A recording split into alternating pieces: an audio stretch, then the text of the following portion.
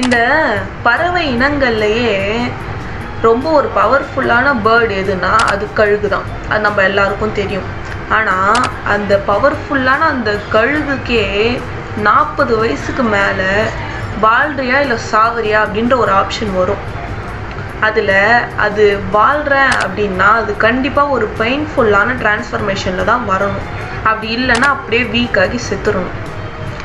அது எப்படி டிரான்ஸ்ஃபார்ம் பண்ணணும்னா, இந்த கழுகுங்களுக்கெல்லாம் 40 வயசுக்கு மேலே அதோட மூக்கெல்லாம் ரொம்ப வீக் ஆகிடும், நகம் எல்லாம் ஷார்ப் இல்லாமல் போயிடும். அப்படியே அதோட சிறகெல்லாம் என்ன ஆகும்னா ரொம்ப ஹெவி வெயிட் ஆகிடும்.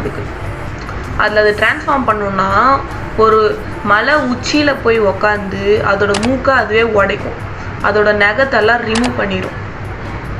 அதுக்கப்புறம் அதை வளர்கிற வரைக்கும் வெயிட் பண்ணும். அதோட ஃபீதர்ஸை இன்னும் வளர விடும்.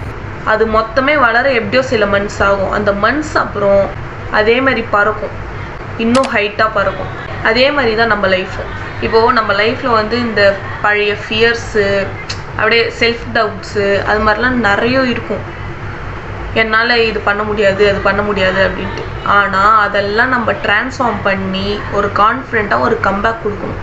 நம்ம லைஃப்பில் பெயின் வர்றது நம்மளை பனிஷ் பண்ணுறதுக்கு இல்லை, நம்மளை டிரான்ஸ்ஃபார்ம் ஆக. அதை நீங்கள் புரிஞ்சு நடந்துக்கணும்.